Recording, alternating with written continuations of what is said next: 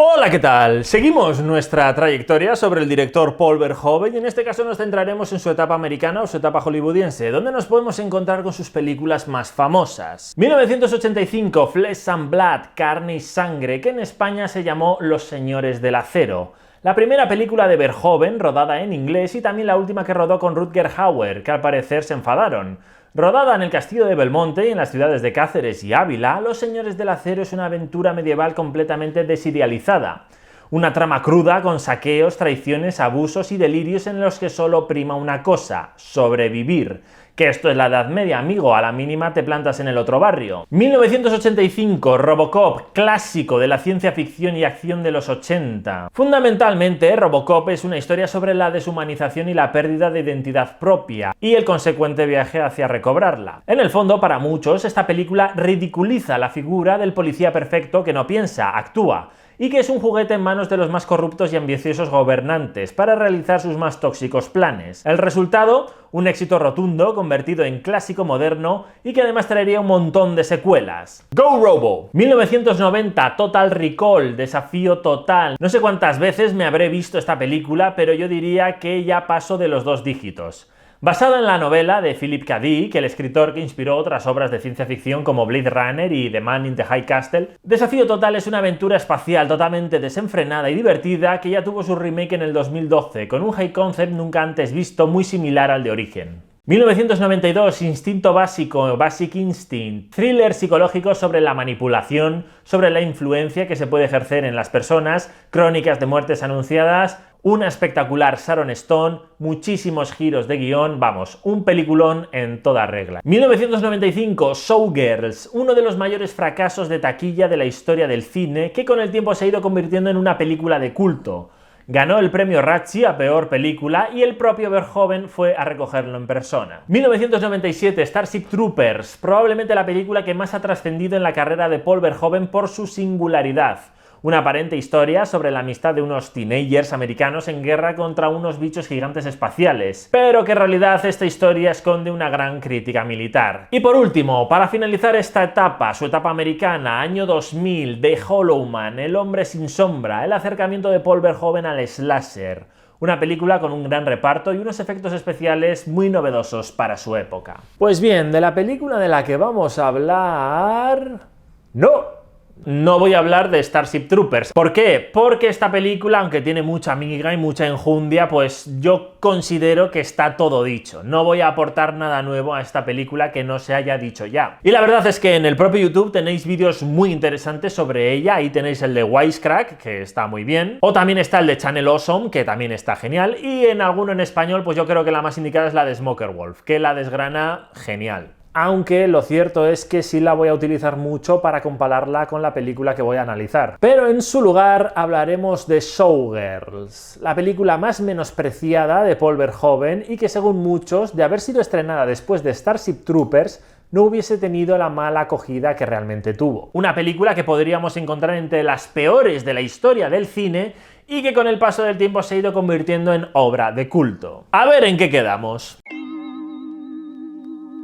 Hagamos un pequeño juego. Cojamos para empezar una película del tipo spoof, que en el mundillo cultureta se llama así, películas spoof, al tipo de películas que parodian cosas. Por ejemplo, vamos a escoger Aterriza como puedas. Peliculón y probablemente la película que tengan los mejores sketches de humor de la historia del cine. ¿Cómo reconocemos que Aterriza como puedas es una parodia? Pues por su tono cómico, lo surrealista o lo absurdo del asunto, los sketches, por tener una trama casi idéntica a lo que está realmente parodiando, porque hay muchos chistes, porque cuasi homenajea a lo que parodia, porque se utilizan casi los mismos prototipos de personajes y, lo más importante, frivoliza el dramatismo de las películas que parodia. Bien, ahora quitemos todos esos factores que hemos ido recopilando. ¿En qué nos quedarían estas historias? Pues en obras que tienen una trama, sí, pero digamos que no tienen gracia, que no tienen ningún sentido, no tienen un objetivo aparente, son planas, no transmiten nada. Bueno, pues yo reconozco que eso fue lo que a mí me pasó la primera vez que vi Showgirls. Pero vosotros me diréis, ¿es Showgirls realmente una parodia? Bien,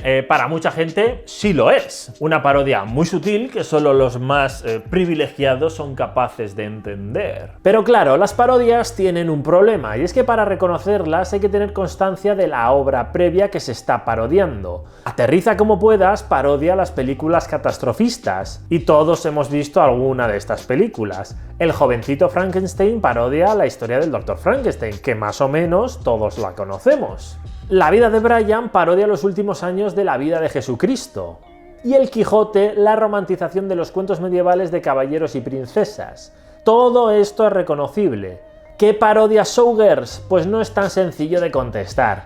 ¿Podría parodiar los bailes eróticos, los espectáculos con coristas, los musicales? Ahora, si me preguntáis a mí directamente, ¿es Showgirls una parodia? Yo os contestaría, Showgirls es una película que no es parodia, pero que puede llegar a parodiar cosas. Y de hecho, si me pongo con el morro fino, no diría incluso que parodia, simplemente hace una crítica y punto. ¿En qué me baso para decir todo esto? Pues bien, esta pregunta es la que yo voy a intentar contestar dentro de este vídeo, así que ¡vamos allá!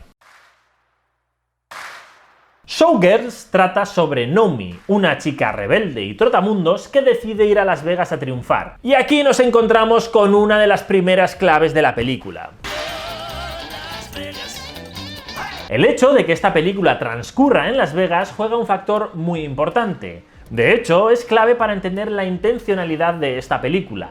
Porque a la ciudad del pecado se va a pecar. Todos los americanos medios sueñan con ir a esta ciudad a quemarla y tener una historia para el recuerdo cuando estén soportando la pesada rutina de sus vidas. En definitiva, Las Vegas es la cuna de la caspa, la meca del gañanismo. ¿Y cómo se triunfa en Las Vegas? Pues bien, ¿qué quiere el gañán medio? Carne, mucha carne. La mayor polémica de Showgirls es su gran cantidad de desnudos aparentemente gratuitos. Y se creó la idea de que la película era un producto machista y un pretexto para que todos los viejos verdes y adolescentes salidos se alegraran la vista. Y más cuando los productores la vendieron como más erótica y explícita que Instinto Básico. ¡Púdrete! ¡Púdranse todos! De acuerdo, niñas, desvístanse, es hora de trabajar. Y bien, ¿es esto así? ¿Es machista esta película? Pues lo cierto es que quiere ser todo lo contrario. La gracia de todo esto es lo explícito y lo excesivo que es, hasta tal punto en el que deja de ser algo erótico para convertirse en algo pornográfico. No hay sugerencia, no hay finura, todo es obsceno. Y por eso hay tantos desnudos. Y los striptease y los shows son tan feroces y tan potentes que apelan al salvajismo. Y esto es algo muy verjoniano, asemejar la pasión sexual con el primitivismo, con el salvajismo, con la violencia. Y es que en el cine de Paul Verhoeven casi el sexo es lo contrario del amor. Y junto con toda esta caspa, con todo este instinto primario, esta película busca mostrar un mundo verdaderamente hostil con aquellas personas que deciden vender su cuerpo, las cuales están completamente deshumanizadas. My name's Penny. They want Clash Dum Dum. They don't want Penny. They want Heather or Tiffany. Se les quita el nombre, se las mete mano, se humillan, en general son cosificadas, son objetos. Y todo este mundo de excesos, de dinero fácil y salvajismo es lo que se está criticando aquí. Se critica a Las Vegas y a toda esa cultura de la pseudo-prostitución, bailes eróticos, etc.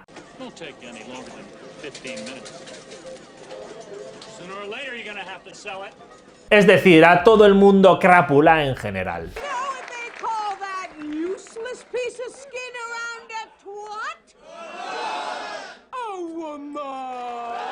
En la película de Showgirls, Nomi tiene un objetivo. Su objetivo o conflicto externo es triunfar en Las Vegas, cosa que acaba consiguiendo. Pero descubre que realmente se ha prostituido a todos esos casposos y mafiosos para conseguirlo. Y decide reencontrarse consigo mismo, comenzar a tener dignidad. Ese es el verdadero conflicto o el conflicto interno de este personaje. Y esto se ve muy bien en el nombre que ella utiliza, Nomi, que no deja de ser un juego de palabras que esconde la frase not me, que en inglés significa yo no me voy a vender. Not me. Showgirls es parecida a Katie Tippel, que ya comentamos brevemente en la etapa anterior de Verhoeven, que es más como una lucha por dejar de ser un objeto. Aquí en Showgirls el mensaje que tenemos es más bien de reencontrarse con tu propia persona, porque antes no eras una persona, sino un objeto. Pero pasa una cosa, y es que la forma en la que Verhoeven parodia esto no es la forma habitual a la que estamos acostumbrados. Para reconocerlo a primera vista se tiene que ir con la idea preconcebida de lo que vamos a ver no debemos tomárnoslo en serio, que hay más capas detrás. De hecho, yo personalmente dudo mucho de que la mayoría de la gente que haya visto Showgirls o Starship Troopers haya reconocido directamente que son parodias. Ah, que no sabes que Starship Troopers parodia el fascismo militar. Entonces, para ti, ¿el triunfo de la voluntad qué es? ¿Un capítulo de Friends? Qué pena que de ese agujero infecto del que sacaste tus estudios nadie tirase de la cadena a tiempo. Perdonad, voy a por cocaína. Exacto, hay mucho imbécil. Pero volviendo al tema, el problema es que los códigos que utiliza Paul Verhoeven para parodiar no son los habituales. Por eso yo entiendo perfectamente que a la gente le pareciera una película plana y vacía, sin gracia y sin interés. Claro, a esto si añadimos los desnudos, más aún entiendo las críticas de que estos desnudos son gratuitos, fundamentalmente porque no se reconoce el sentido de ellos. Verhoeven utiliza otros métodos para parodiar, métodos muy arriesgados y muy locos que además se bañan dentro de unas teorías no reconocidas. Métodos como el siguiente. Si ponéis en YouTube las escenas peor interpretadas de la historia del cine, probablemente os salgan escenas de esta película y de su protagonista, Elizabeth Berkley. Esta posiblemente sea de las más famosas. Different places. Y personalmente a mí esta es mi favorita. Pissed at me. I'm sorry! Y realmente Elizabeth tenía una fama que la precedía. I'm so excited! I'm so excited! I'm so... Más luego está la famosa teoría. Ah, amigo, la famosa teoría por la cual podemos dilucidar que Verhoeven es un poco zorrupio. Y es que según esta teoría, Verhoeven utiliza actores malos a propósito. Esto, que a priori podría parecer tirar piedras contra tu propio tejado, podría tener una lógica si le damos una vueltita. Y es que si se quiere parodiar algo, el actor, en este caso, que va a salir delante de la obra, tiene que sacar su clown interior para escenificar una cosa lamentable. Y si el actor es malo y actúa seriamente, su mala interpretación puede ejemplificar eso mismo, es hacer, digamos, lo contrario. Y es que en Starship Troopers se sabe que los actores tenían directrices de interpretar la película con seriedad. Claro, buscar seriedad en una película que es una parodia del promilitarismo y de un régimen filofascista, pues es una cosa un poco loca. ¿Y funciona? Es cierto que los toques de serie B, el vestuario y sobre todo los anuncios del Canal Federal refuerzan el carácter satírico. Incluso el casting y la elección de esta gente tan prototípicamente guapa. Y también Aria. Pero no en sí la interpretación, y es que interpretar una película de acción sobre matar bichos no requiere de mucha habilidad. Y si bien los actores pues no son notables, no hay escenas que tampoco chirríen como en Showgirls. Entonces, ¿qué es lo que ocurre en Showgirls? En Showgirls ocurre esto. I used a style that probably is not so well known in general, I would say, which is, let's say, that is what you would call hyperbolic. Everything being over the top, the lights, the staging, the movement of the actors, everything being just a touch more than reality. Al parecer, al Tito Paul se le fue un poco la olla. Buscaba un estilo para sobredimensionar y exagerar mucho este mundo de cosificación tan nefasto, y le dio a Berkley indicaciones excesivas. La gente, por supuesto, la criticaron por sobreactuar. Mucho de eso viene por mí. La regí en esa dirección. Buena o mala, fui yo quien le dijo de exagerarlo todo, cada movimiento, porque eso era un elemento del estilo que pensé que funcionaría para la película. Y no estoy adoptando a la pobre Berkley por lástima ni mucho menos, porque yo creo que a la vista está el trabajo que realiza en Showgirls. A muchos les puede parecer muy intrascendente el hecho de lucir palmito cuando tienes un cuerpo 10, pero no es nada fácil, y además Berkley cuando baila striptease es que lo da todo. Consigue hacer despertar ese babosismo en los tíos, hace que nos muramos por sus huesitos y esto nos sitúa a su merced. Y esto es algo muy importante en esta película, porque según los tipos con los que se encuentra Berkley, ella no baila, ella incita penes. Y ella quiere bailar, pero la gente no, la gente quiere que incite penes. Mirad, por ejemplo, esta escena en la que Berkeley está bailando en una discoteca. Yo creo que todos podemos concluir que su baile es raro. Y luego vemos esto.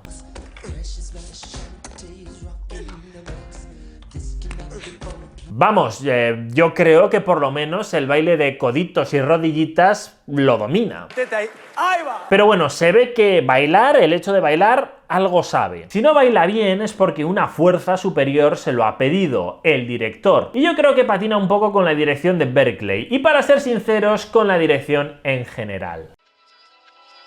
Bueno, hemos visto que Paul Verhoeven quería grabar esta película, digamos, en un código mucho más exagerado, mucho más hiperbólico. Bien, digamos cómo realiza esto con los movimientos de cámara y la composición en general.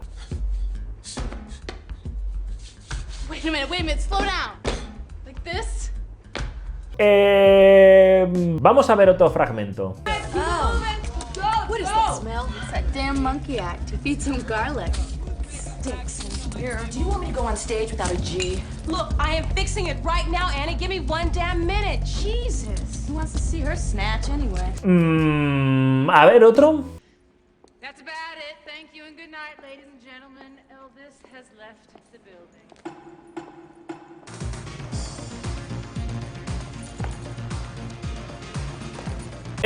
Pues yo la verdad no veo nada excesivo. De hecho yo veo casi todo lo contrario. Veo mucha sobriedad, veo mucha elegancia con la cámara. Y esto es un problema. Sí, un problema. ¿Por qué? Porque es contradictorio. But on top of that, I felt I made an extremely elegant movie. No puedes decirle por un lado a Elizabeth Berkley que sea un muñeco hinchable de carretera y por el otro chulearte con la cámara a lo Max Ophuls. No puede ser, es contradictorio. Si quieres ser un friki, desde primeras, sé un friki y utiliza todas las herramientas a tu alcance para conseguir tu objetivo. Os voy a poner un ejemplo. I'm hot. I'm big. No. Sí, lo sé, es una película de Michael Bay y sí, es mala, es muy mala, no la veáis. Pero yo creo que tiene una dirección muy apropiada para lo que la película quiere transmitir. Pain and Gain básicamente va de unos idiotas que dan un palo. Bien. ¿Cómo se retratan a estos idiotas? Pues de forma muy hortera, de forma muy friki, muy estúpida, se exageran mucho los planos y esto consigue que se lleguen a ridiculizar. Y esto, aunque sea una película de Michael Bay, está bien, no lo neguemos. Showgirls también tiene escenas bastante horteras, vamos a decir. Como por ejemplo estos cortes con barridos laterales. Sí que en otro contexto igual podrían ser menos horteras, pero bueno, con lo que enseñan, con las lentejuelas y los taconazos y todo lo que enseña, yo creo que podríamos catalogarlo dentro de las cosas horteras. Además, a mí no me gustan nada, me dan bastante repelusete. O, por ejemplo, este plano de aquí, vamos, es que hay que ser un verdadero témpano como para que no te excite una buena palmera de neón verde sobre una piscina. Vamos, es que yo me pongo todo hot, me pongo hot. O, por ejemplo, esta escena de los monos, que es ridícula, no, es estúpida directamente. O también esta conversación. Don't they have brown rice and vegetables? Do you like brown rice and vegetables? Yeah, You do. sort of. Really? It's worse than dog food. La verdad es que el rollito que tiene esta película con la comida en general es como para hacerle un estudio en profundidad aparte. ¿Y qué les pasa a estos momentos? Pues no evidencian de forma tan rotunda el carácter paródico que tiene esta película. En Starship Troopers pasa algo parecido, pero no tan sutil. Están los famosos anuncios de televisión, que estos sí son claras parodias de la propaganda militar más descabellada. Además, la película empieza de entrada con estos anuncios. Y esto nos da una pista o nos quiere decir cuál va a ser el tono general que va a tener esta película. Es decir, te avisa de antemano que lo que vas a ver, pues va a ser un poco de coña. Citizen rule. People making a better tomorrow. Pero después, en la película de Starship Troopers, los elementos paródicos están muy bien mimetizados dentro de la trama. Además, en cualquier historia, el protagonista es el elemento principal mediante el cual nos identificamos y sentimos en la historia. Y yo, personalmente, pues al ver a Rico, que es el protagonista, después de haberlo perdido todo, encontrar una nueva familia dentro del ejército, pues a priori a mí pues hace que me alegre por él. Pero luego, claro, luego pienso y estoy viendo que realmente estamos añadiendo un carácter identitario con toques muy fascistillas que la verdad es que no me gustan para nada. ¡Hostia, hostia, hostia! Que yo no quiero ser un fascist. Y para mí ese es el verdadero valor que tiene esta película. Eso es lo guapo. Verte en esta situación en la que estás, digamos, disfrutando y empatizando con el protagonista, pero luego sentir un mensaje contradictorio que viene por otra parte y que básicamente te tiene que chocar, te tiene, digamos, que descolocar completamente. Y en Showgirls también pasa, porque baboseamos como unos caracoles completamente por Elizabeth Berkley para luego reconocer que estamos siendo unos capullos. Por ejemplo, en Carne y Sangre hay una escena muy romántica con un ahorcado detrás. La película no deja de ser una desmitificación del medievo más romántico. ¿Es Carne y Sangre una parodia? Yo diría que no, pero sí contrasta con la romantización medieval y con el verdadero significado de la vida en el medievo. ¿Es Spetters una parodia de Grease o de las películas de adolescentes en los institutos? No, pero sí que hay un afán desmitificador de los rebeldes del barrio. ¿Es Delicias Turcas una parodia de las comedias románticas? Pues no, pero este mensaje también podríamos encontrarlo aquí. Por eso yo no digo que Verhoeven parodie, sino que más bien frivoliza. Frivoliza con el drama que aparentemente tienen estas películas para que intencionadamente, aunque la estructura vaya por un lado, te salten, digas que algo no encaja bien. Y en este sentido, Showgirls, para mí, y también Starship Troopers, lo hacen muy bien. ¿Por qué? Porque la trama de los protagonistas sí está más ligada a la crítica de la cosificación que la película quiere parodiar. ¿El problema? Pues es que no sabemos cómo aproximarnos a ella, si con dramatismo o con humor. Y eso confunde. Y es que en Showgirls, y casi en todas sus películas, Paul Verhoeven quiere conseguir algo muy difícil. Lo que quiere es subvertir la parodia. Y quiere contarla utilizando un registro muy exagerado en muchos aspectos y en otros completamente clásicos. Y con Showgirls pues la jugada le salió regular, porque la gente no lo entendió. Pero vamos, yo creo que en ninguno de los casos Verhoeven hizo una mala película ni la gente es estúpida. Y no me extraña para nada que películas como Showgirls o Starship Troopers se hayan convertido en películas de culto. Y fundamentalmente esto es porque estas películas ganan muchísimo con sus segundos visionados. Yo con la tontería Starship Troopers igual me la he visto unas 8 veces y Showgirls pues igual unas 4. Y además las disfruto mucho más porque sé, digamos, cómo tomármelas y esto es muy estimulante. Por ejemplo, os voy a poner este fragmento de Starship Troopers.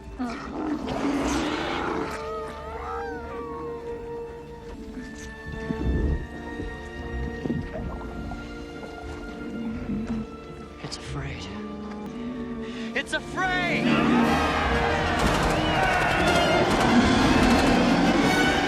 Claro, aquí de primeras podemos ver cómo nuestros protagonistas ganan al descubrir que su enemigo está a su merced. Pero a otra escala podemos ver cómo estos soldados hacen caso omiso a los sentimientos que tiene este bicho. Y además festejan que tenga miedo, festejan, digamos, un sentimiento tan negativo, vamos a decir. Y además, aun siendo un bicho, se ve que tiene sentimientos y aún así los soldados parece que no lo tienen y por tanto no pueden empatizar con él. Este es, digamos, un ejemplo de la crítica mimetizada que podríamos encontrar en, pues, por ejemplo, Starship Troopers o en Showgirls. Pero claro, aquí nos metemos en terreno fangoso, porque mucha gente dice, y yo creo que con bastante razón, que las películas, las historias, deben entenderse por sí mismas, que no deberían traer ningún manual de instrucciones, ni ninguna aclaración, ni ninguna nota con la cual poder entender, digamos, todo el contexto que estamos viendo. Pero claro, con estas películas la historia podría ser diferente. Aquí casi tenemos que saber en qué contexto tenemos que ver esta película. Y sobre todo tenemos que saber que es Paul Verhoeven quien la está haciendo. ¿Diríamos lo mismo de Érase una vez en Hollywood si no la hubiese dirigido Tarantino? Yo personalmente creo que no. Pero es que a Tarantino pues le conoce todo el mundo. Y con esto puede llegar a jugar con cosas que no esperaríamos de nadie más. Y se da asimismo pues muchas licencias con las que subvertir, digamos, la manera clásica en la que se cuentan historias. Y esto es un lujo que muy pocos directores tienen. Y Paul Verhoeven es uno de ellos. Le ha costado también, ¿eh? No ha sido nada fácil para Verhoeven ganar este título. Pero bueno, ya a estas alturas, con sus 80 y pico años, se podría decir que lo ha conseguido. Y aquí vamos a dejar el vídeo de hoy, yo espero que os haya gustado, si queréis darle like, comentad y suscribiros y nos vemos en el siguiente. Un saludo y hasta luego. Suscríbete. Dale a like. Comenta algo. No me seas rácano.